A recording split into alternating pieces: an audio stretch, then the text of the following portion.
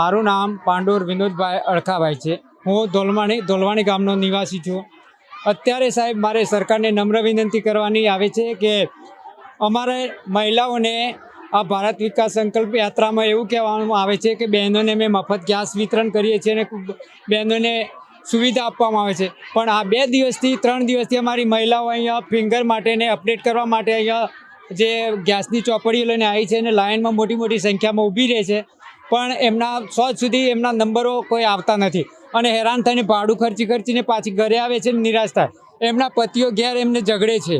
તો બીજું સાહેબ અમારે સરકારને કહેવામાં એટલું છે કે ગામડે પંચાયતમાં એમને અપડેટ માટે માણસો મૂકી દે અને જે તે એજન્સીઓ એમના દરેક ગામડામાં તો અમને સુવિધા મળે એવી અમારી અપેક્ષા છે।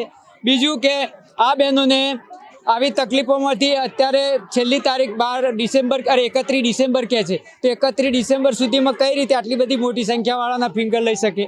તો અમારે આ બહેનોને એવું થયું છે કે અમારી સબસિડી નહીં મળે તો હવે શું કરવું? તો અમે અમારી એટલી ખૂબ અરજ કરીએ છીએ કે સરકારશ્રી આ માટે તારીખ લંબાવે અને ગામડે આ લોકોની એજન્સીવાળાઓને માણસો મોકલે। હોથા હંસાબેન કાંતિલાલ, અમે અંગૂઠા માટે જોડાયા છે। 3 દિવસથી લાઈનમાં ઉભા રહે તોય અમારો નંબર આવતો નહીં।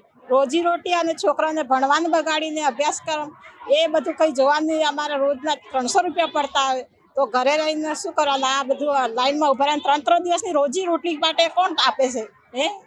એ જોવું પડે કે એના જે તે પંચાયતમાં એને ફિંગર આપવા માટે ત્યાં સોંપવું પડે। અમારે ઘરે આવવું, ભિલોડાથી જે કંઈ રોજીરોટી માટે કેટલી મુશ્કેલી પડે છે।